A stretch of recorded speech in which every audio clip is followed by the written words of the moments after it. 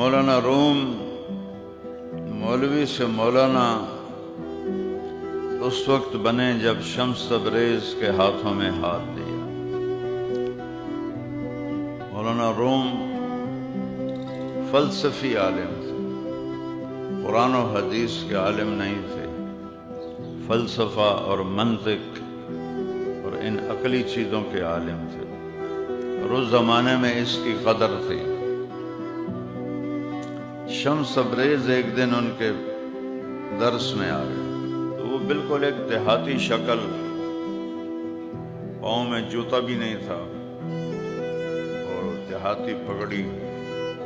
مولانا روم ایسے ان کے سامنے شاگردوں کی ایک ہزاروں کی تعداد تھی، سامنے ان کے کتابیں پڑھی تھیں جو انہوں نے ہاتھ سے لکھی تھیں، اور مسجد کا حوض قریب تھا۔ وہ آ کے تھوڑی دیر دیکھتے رہے۔ مولانا روم نے ایسے دیکھا، نہ کہ جٹ جا کدو آ گیا ان پڑھ۔ تھوڑی دیر کے بعد شمس تبریز بولے، مولانا صاحب این چیست، یہ کیا ہے یہ جو آپ کے سامنے کتابیں پڑھی ہیں، این چیست کیا ہے؟ انہوں نے بڑے تکبر سے کہا، این است کہ تو نمی دانی، او میاں اے وہ شاید جڑی تینوں پتہ کوئی نہیں، کیوں پوچھنا ہے؟ تینوں کیا پتا، تو جٹ جہا بندہ ہے، تو انہیں کتاباں نہ پوچھتا پہ ہیں، تینوں کی پتا؟ شمس تبریز آگے بڑھے اور کتابوں کو یوں دھکا دیا، ساری کتابیں حوض میں چلی گئی پانی میں۔ مولانا روم صاحب اپنا سر نہ پلے، تیرا بیڑا پڑ جاوے۔ اس زمانے میں پریس تو تھے نہیں کہ چلو بھئی بازاروں اور کتاب لے آؤ، ہاتھ سے لکھی ہوئی کتابیں۔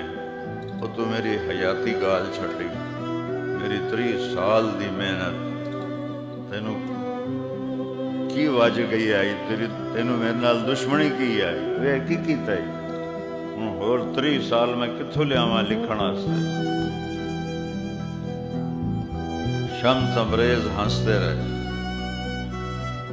اور مولانا روم صاحب غصے میں بھرے ہوئے۔ تھوڑی دیر بعد شمس تبریز نے حوض میں چھلانگ لگائی، کتاب نکالیں حوض این چھنڈ کے وچوں مٹی نکلے چاہ تے رکھ دے، پھر دوئی کتاب کٹی، سکی بالکل سکی، انہوں اینج کر کے چھنڈنوں دے وچوں مٹی نکلے، ان چاہ تے اینج رکھ دے۔ 1 2 3 4 جتنیاں کتاباں ہیں ساریاں کٹیاں سکیاں، وچوں مٹی اڑ دی پئی، اینج جاڑ کے تو این ساریاں لین وچ رکھ دی تھی۔ ہن مولانا صاحب دی واری آئی، وہ کہنے لگے این چیز کوئی ایک ہی شے ہے۔ پہلے شمس تبریز نے پوچھا یہ کیا ہے؟ انہوں نے بڑے تکبر سے کہا یہ وہ ہے جو تو نہیں جانتا، پوچھتا کیوں ہے؟ انہوں مولانا صاحب دی باری آ گئی، وہ کہنے لگے این چیز ایک ہی شے، پانی چو سکیاں کتاباں تو کٹ دی دیاں، یہ کیا ہے؟ شمس تبریز فرمایا، این است کہ تو نمی دانی، یہ وہ علم ہے جو تو نہیں جانتا۔ بس مولانا روم نے کتاباں تھائیں چھڑیاں، فلسفے منطق ہر شے وچے چھڑی، شمس تبریز دا لڑ نہ پلیا۔